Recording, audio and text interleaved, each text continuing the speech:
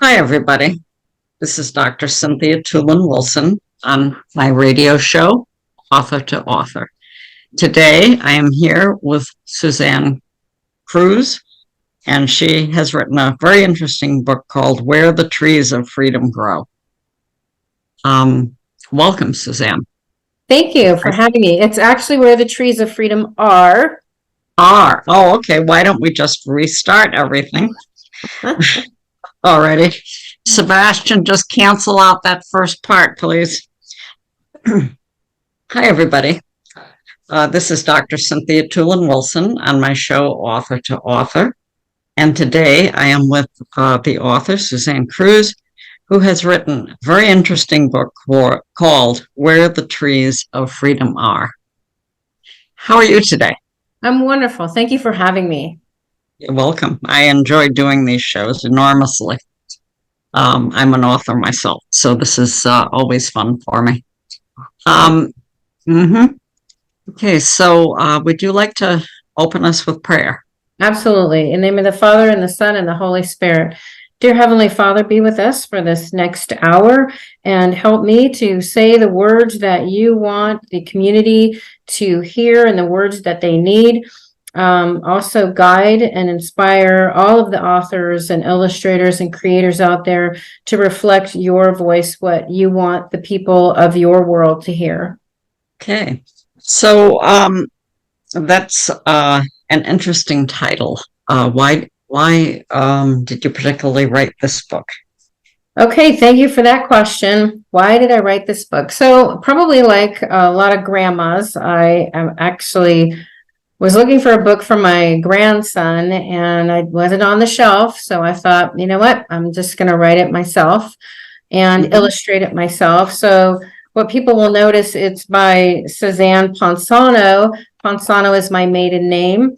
There is a little city over by Pisa named Ponzano after a general who liberated it. I'm not sure when, which is next to a little village called Cesano. And that general liberated it. I guess Italy was always at war and naming cities after people. But anyway, I just kept the name Cruz because it's on my degree and so many other things in my life. So, sure. But I did want to give credit to my family and my heritage there. So why I wrote it, I thought that young kids are watching arguments on TV all the time with the news. Maybe they'll walk by the TV and they'll ask mom or dad, you know, what is everyone fighting about? And really, in essence, what they're fighting about is varying degrees of freedom. So what taxation is it takes a little bit of the hard-earned money you have and you see it taken away in taxes or things that you buy or property taxes. So when people talk about, you know, don't talk about religion and politics, as G.K. Chesterton said, what else is there? So how do you take these concepts and reduce them into something that is an introduction to the young mind, but something they can expand on? So that's why I wrote it. That's a good reason. In fact, that may be the best reason I've ever heard. Well, I can dig in if you like. Sure. All right. So what readers will notice, I'll just go through the book myself. It starts off with when we lived in the old country. So when people lived in what's known as the old world, all the land was owned by kings and feudalistic lords, and you couldn't swim in the King's Lake. And that's what actually prompted people to come to America, was this idea of having your own piece of land, like the Oregon Trail. The land was free. In Colorado, for example, you actually had to buy it. So that's what drove them over to Oregon. They could stake a piece of property for themselves, which was a revolutionary idea. And that's why they called it the New World. So in a light way, I'm kind of introducing that. And that's why the story begins with a young boy having a relationship with his grandmother. And she takes him on long walks and she tells him about this interesting phenomena that no matter where you are in the world, and when people see a very old tree, they're just drawn to touch it. And think about figuratively all the things that tree has seen. what it's lived through. So if you see a tree that's 500 years old, you'll know that it's older than the United States, that it was alive during the time that America was formed over 200 years ago. That sort of an example. Yeah. So I'll read a little excerpt from it. When Grandma reached out and touched the bark of a very old tree, she would guess its age and say, I had to add this cute little rhyme in here, which Grandma says, ancient trees into the breeze, show me 250 years ago. And then she closes her eyes and they imagine the Revolutionary War, which began in 1776. So they go on these long walks, and sure enough, he let's see, hang on. Grandma says to him, you know, Joshua, you're going to go on many journeys in your life. So they're walking. He's probably like 6 or 7. But human beings have been on one very long journey of freedom. Ancient trees have lived through freedom's story. She sighed and said, someday I would like to see all of those trees, because human beings have been on one very long journey called the journey of freedom. And so she knows that the concepts of freedom were discussed under trees. And boy, Grandma was right. When I grew up, I moved to America with my family and became an arborist, which is kind of like a tree doctor. I drove my truck. I asked my grandson, I was like, should I put a truck in this book? And he's like, yeah, Grandma, I want a blue truck. So I added a blue truck. I drove my truck all over, taking care of very sick trees, very famous trees, and very old trees. And I remember always my grandmother's voice. She said, the very old trees on this earth have seen humans invent some incredible things like cars, electricity, refrigeration, and even simple things like hot and cold running water out of a faucet. And it's so very important to be grateful. And I was. So then he travels. And when he travels, he always mails her a leaf from the different kinds of trees that he's encountered in famous trees. And it's this cute little relationship that they have. So one day he drives out to old Methuselah. And I think this was the inspiration for my book when I discovered that old Methuselah is still alive. And it's nearly 5,000 years old. And it is in the bristlecone pine forest in California. Can you believe that? It's 1,000 years old. 5,000. So immediately, where does your brain go? It goes to what was happening in the world when it was like a year old. I don't know. It's just an interesting human phenomenon. We all do, no matter what culture we're from. So he parks his little blue truck and he says, I put my hand on the tree and I said, ancient trees into the breeze, show me 5,000 years ago. And I closed my eyes and I imagined. So he sees Egypt and Mesopotamia. There's no electricity, no stores or phones.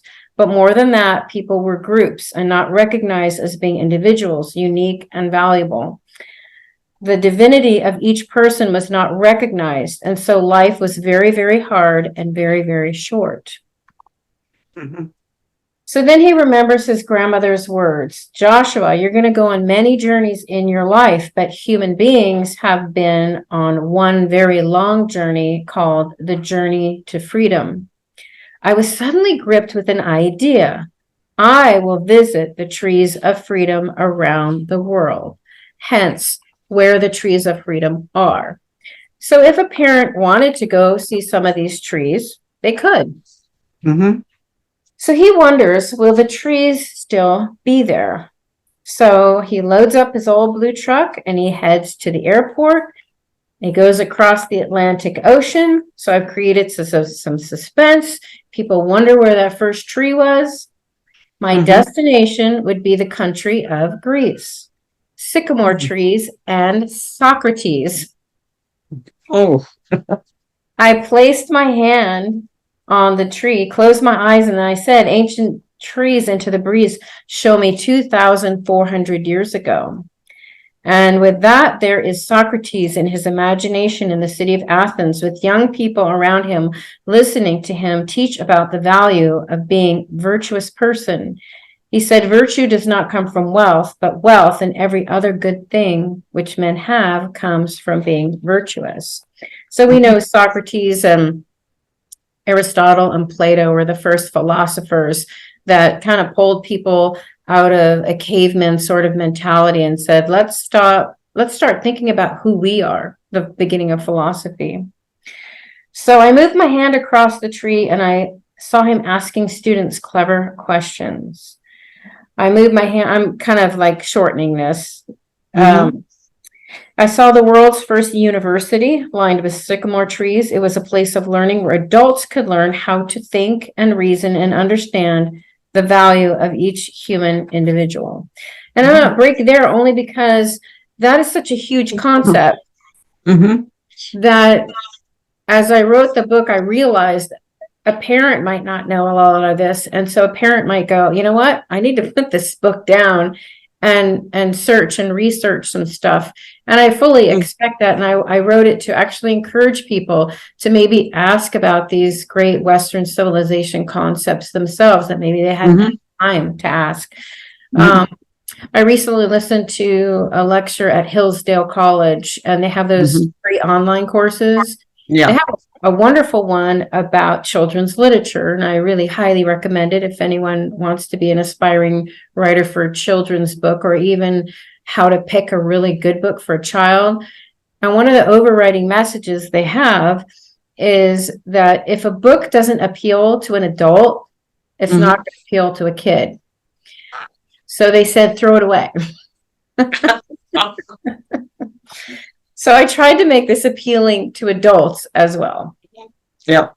So just then, a cat rubbed a foot up against my foot. I opened my eyes. I petted the cat. I picked up a sycamore leaf and I put it in an envelope for my grandmother. And I headed off to the second tree of freedom, which would be an olive tree. The Mount of Olives is where Jesus, the Son of the living God, went further and taught people how to love one another. It wasn't just enough to be virtuous, but you had to have him to do that. So I placed my hand on the olive tree and I closed my eyes and whispered, and there was Jesus. And he said, I am the way, the truth, and the light. Those who follow me will have eternal life. I sat there on the mount for a long time and I prayed and thought, and I picked up an olive leaf and I went to the post office and I mailed it to you know who. A yew tree is what I was looking for next. And it would be in another country, Britain, by the River Thames, under this yew tree. In the year 1215, the Magna Carta was signed. And guess what? That tree is still alive today as well. I can't even believe that. So where the Magna Carta was signed by King John, placing him and all of England's future leaders under natural law, meaning that kings and noblemen must obey the laws too, and not just the people. And here's another teachable moment. Back then, the Catholic Church was very heavily aligned with government. And so King John said, you know what, I don't really like this. It puts too many restrictions on me. So the Pope said, well, you don't have to do it. So it didn't last very long, but it was a start. And the Magna Carta, we know, was pivotal in getting our country the way that it is. These little steps had to be taken. So when I got to the famous yew tree, I put my hand on it, closed my eyes, and said the magic words. And a few minutes later, I could clearly imagine King John affixing his seal to the document that inspired America's founding fathers towards a more lawful and fair system of government. And then he mails his leaf to Grandma at the British Post Office. It was time to look for the last tree of freedom after the plane landed. It took me a while to find my old blue truck, and there it was. We were off and looking again, so I've created a little suspense. Guess what tree they're looking for next? An elm tree. More specifically, the Liberty Tree. People gathered under that tree to discuss the self-evident truths that all men are created equal and endowed by their Creator with the right to life, liberty, and the pursuit of happiness. And just like that, with the reading of the Declaration of Independence, people went from being subjects to citizens. But when I arrived in Boston at Washington and Essex Streets, the tree was not there anymore. Only a plaque outside of a museum that says Sons of Liberty, 1776. The Liberty tree had been chopped down by Nathaniel Coffin Jr. He thought that by chopping down the tree, it would stop freedom. I went inside the museum and I realized that Nathaniel was wrong, because although a tree can be a gathering place for people, the ideas of freedom and the responsibility of freedom live in the hearts and minds of people. And there on the museum wall were the great charters of liberty, the Declaration of Independence, the Constitution, and the Bill of Rights, which all three work together.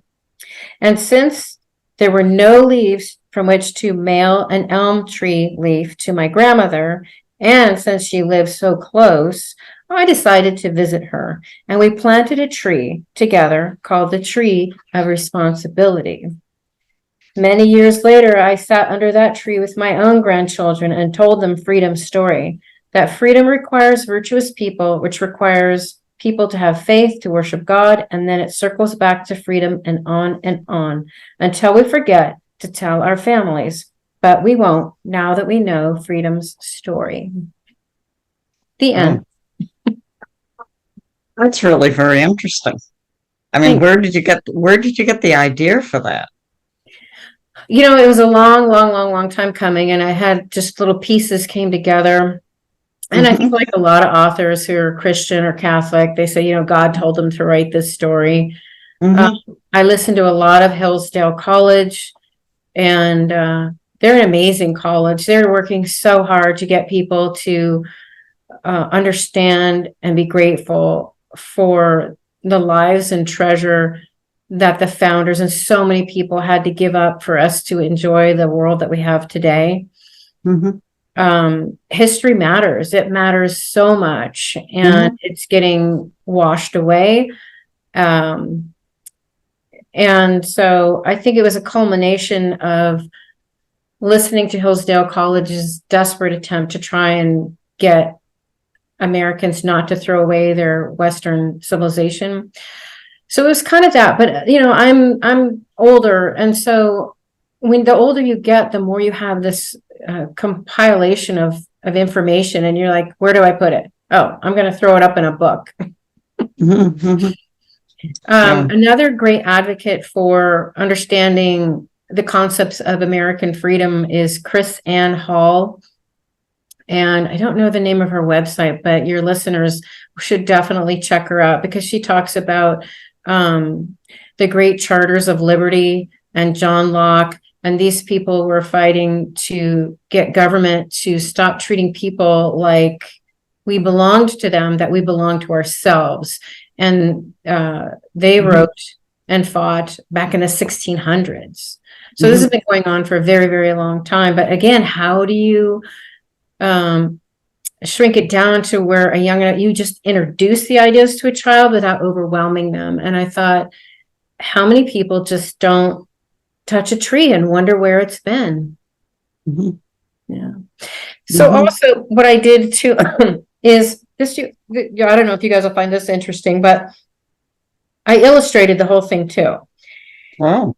And I had an interesting journey as well. You can go to a place called Fiverr.com, and you have a lot of freelance writers and illustrators, and you can hire an illustrator. So this was my illustration. I don't know if you can see that very well. Yes.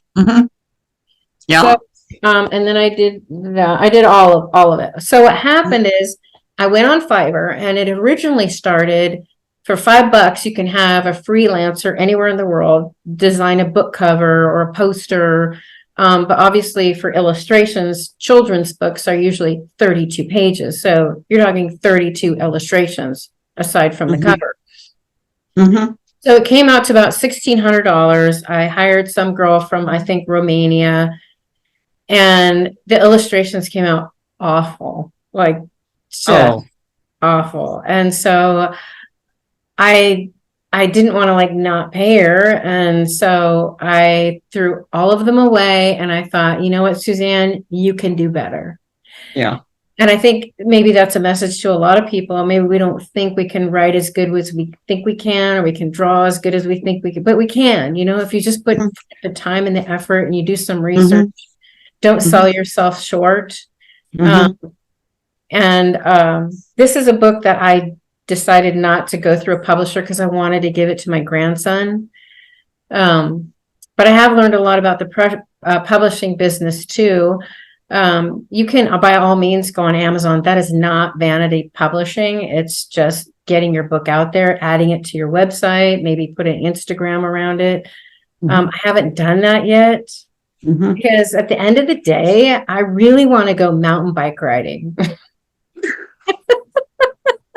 I want to go in the room and crochet. Oh, that's funny. I mean, really, you think about how much time you spend in front of the computer and you I know. CVS pharmacy and they're like, oh, if you just log on, you can take our survey. Like, I don't want to take your survey. I want to crochet. I want to go ride my bike. It's a good one. It's true though. Yeah. By the end of the day, you don't want to have to do anything extra on the computer, do you? No. And I also do public speaking. So my public speaking is tough because it's like rolling a boulder uphill. You have to find places that need a presenter and do your own contract. Make sure you stay on top of your skill of presenting with confidence and adding humor and audience participation. Then you have to find out who you're talking to. So I recently gave a presentation to the state of Missouri. They have a speakers.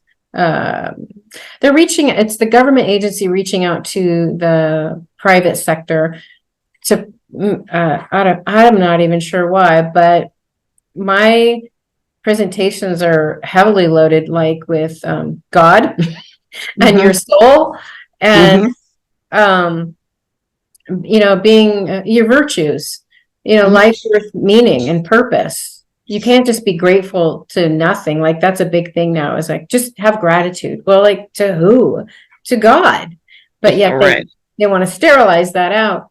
Yeah. So I asked them, I was like, how are you going to have this new public speaking series and you're going to get business from out in the private sector? How are you going to find enough people that are going to sterilize their talks? I remember Zig Ziglar, Tony Robbins, so many of them incorporated God into their speeches. So that's another reason I just self-published. I thought, I don't want someone to tear this book apart and put in their own flavor. And I would say another reason to self-publish, if you feel strongly about your message and you don't want anybody to pick it apart, why not? Self-publish it, put it on your website, go on WCAT radio and tell people about it. Yeah. Well, I think you've done a great job. Thanks. Yeah. I've been doing this a while. I've had over 300 interviews. I've never heard anything like this one. Oh, that's very cool. Thank you. Yeah. Maybe I should go try and get it published conventionally. I don't know. But yeah, I understand your concern. Right. Yeah. Right. Yeah. I actually just did a pitch for another book I had an idea for, and it was with Pauline Press. And it's called Fibonacci Figures It Out. And if I'm a Nazi. Yeah. The Fibonacci sequence and the golden mean. Yeah. And I thought, kids all want to know what they're going to be when they grow up. And how do you discern what you're going to be when you grow up? So the young Fibonacci, it's all theoretical. It's not, who knows what he was doing as a kid. But he, for the listeners who know about the Fibonacci sequence and the golden mean, is that he discovered these patterns in seashells and in horns, animal horns, in the galaxies, in how flowers, like the sunflower, it's all spiral. And he thought, only a great creator could have done this. And so little Fibonacci goes around and he keeps seeing these spirals and he's like, what should I be when I grow up? And everybody knows what the answer is, a great mathematician. But he doesn't until he goes and sees the village wise man, Daddy Pappy, who's like, young Fibonacci, it's right there in front of you the whole time. Like you're attracted to patterns in math. And he uses the Ignatius discernment process to teach him, but it's a very simplified one to help kids think, help them figure out what they should do with their life. So anyway, that's my next one. I'm going to try and do that one conventional. So anyway. Well, you're certainly creative. Well, and and I mean, that's important because what we need is something different than what we get all the time, Yes. And what's interesting, especially for children. I joined it's called Squibby. I don't know if you've ever heard of it, but it's Society of Children's Book Authors and Illustrators, SCWBI. And our beloved Tommy DePaulo, who wrote so many great Christian Catholic books for children, Stregononia, Big Anthony. He actually, here's another one with all his, he was Italian Catholic as well. But he started the Society of Children's Book Writers and Illustrators. And I joined that originally to get Where the Trees of Freedom Are published. But they kept having disclaimers on their websites and their workshops. We don't accept hate. No hatred here. And that word hate. And when you see that, you're like, who's the hater going on here? Why are you guys getting hate? Because I'm sure Tommy DePaulo never got hate. So what's going on? So I started digging through their website, and it's a lot of that LBGT thing for children. And I immediately, I just canceled my membership to them. I thought, you guys have morphed into something that Tommy would not endorse, much like Disney has as well. I'm sure Walt would be disgusted with what's happened. So I think that's another reason to self-publish. Yes. And go to the Catholic Writers Guild and be around other Christians who are teaching children about intestinal fortitude, and that strength comes through adversity and finding your God-given talents and that sort of thing. Because you're not going to get it at Squibby. Doesn't sound it. Yeah. Oh, the world has certainly changed in the last 20 years. Yeah, just 20 years. Yeah. It is nothing like when I was just even middle-aged. It's like what happened here in the last 20 years. And it's these phones, they find these algorithms, and if you've got stinking thinking, it's just going to keep you in that feedback loop. You're not going to pull yourself out of it. Yeah, the whole phone situation is kind of weird. As I mentioned, I like to crochet. And, I'll get on the phone and all of a sudden there'll be all these places that sell crochet patterns. And it's like, what the heck? Is the telephone like watching me? Right. Right. Yeah. It's, so I mean, if it was something that is not as benign as crocheting, I mean, I can see where it could just build up hate. Or if you're a guy, convince you that you're a girl or whatever. Yeah. My daughter works at Gallo, and she went in the restroom and they had a guy who switched over to a girl. And why is it all the guys switching to girls? I don't see girls switching to guys. I don't know. But a good question. Yeah. Maybe because we're smarter. No. I don't know. But Chris Ann Hall talks about that. The lady I'd mentioned earlier, super knowledgeable about the origins of our country and where the ideas and concepts came from. She says Satan has said from the beginning that put enmity between me and the female, because children come from us, and that's why he doesn't like us and confusing people, telling them that they're guys or girls, et cetera, et cetera. Anyway, I digress. That's my book. I don't know what else to say. It's a good book. Thank you. It's also an attractive one when you see those pictures. Oh, thank you so much. Yeah. And that's important when you're dealing with children. Isn't it? Yeah. And I think Tommy DePaolo, or I don't even know if I'm saying his name right, he just did such an amazing job with his illustrations. They're just darling. And when you hear people critique him, it was rich with Christianity and Catholicism, just rich. And I read his biography. He was married once, but then that was it. And I think maybe to write and draw like that, maybe you have to be a little bit of a kid. And that's probably not why no one wanted to marry him. I don't know. Yeah. So. But this one is very good. It's Tommy DePaolo throughout the year, and he's got a saint for every single day that he drew. You want to know what the saint is today? What's today? The February 29th, January, February. Yeah. Our church is having soup supper on Friday, but then they did a fish fry, and fish fries are not suffering. No, I've noticed that here too. It was delicious. I make dessert for them. Well, he doesn't have the 29th. He goes right into St. David of Wales, March 1st. And then March 3rd is St. Catherine Drexel.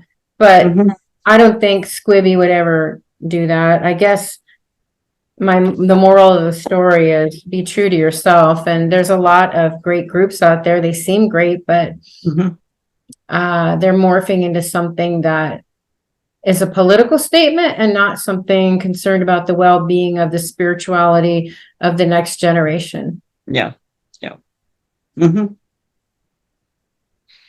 Yep, we live in troubled times. So we need good writers. Actually, we've been living in troubled times since about the 1960s. So I'm beginning to lose faith that they're just going to disappear. Right. Yeah. Like, I ran for city council, and I'm on the city council now. I'll probably rotate in the position of mayor. And I don't know. I don't think I'll make a difference, but I sure as heck will open every meeting with a prayer. And I'm going to go talk to the high school kids, and I'm just going to be a presence, and I'm going to do the best that I can do. And I think that's what each of us can. Yeah. All we're asked to do is do the best that you can do. Yeah. That's true. And let the world take care of itself, because God knows what's going on. Indeed. Yes, he does. Well, this has just been a fascinating interview. I've enjoyed it. Oh, good. Thank you so much. Yeah. Where can I find your book, Cynthia? The one that I have written is Survivor, a Memoir of Forgiveness, which is in WCAT Radio's press, which is en route. Great. It's a brutal story. Everyone who reads it comes out with the word brutal, because it's the story of my mother the effect of my mother telling me she had tried to chemically abort me in 1949. Oh my God. Wow. And so I lived, because once things started to occur, she was afraid she'd die. And so from that point on, things got a little dicey. Wow. But written it down.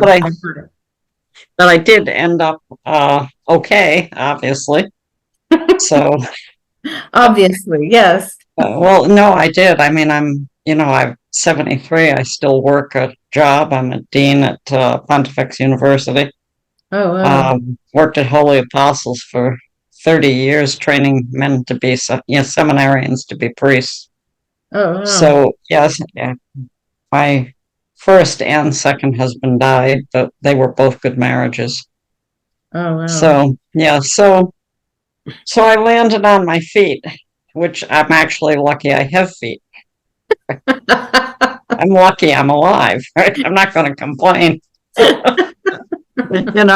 I look at myself and I'm old and I think, it's good. Right? I'm alive.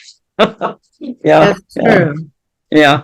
I write on Substack. So if you go to my website, SuzanneCruz.com, and then you go to my writing page, you can see my Substack articles. I mean, a writer has to write. I don't know. I was like, I Yes. just got to put this out. And I love Mhm. Irma Beck. So Yeah.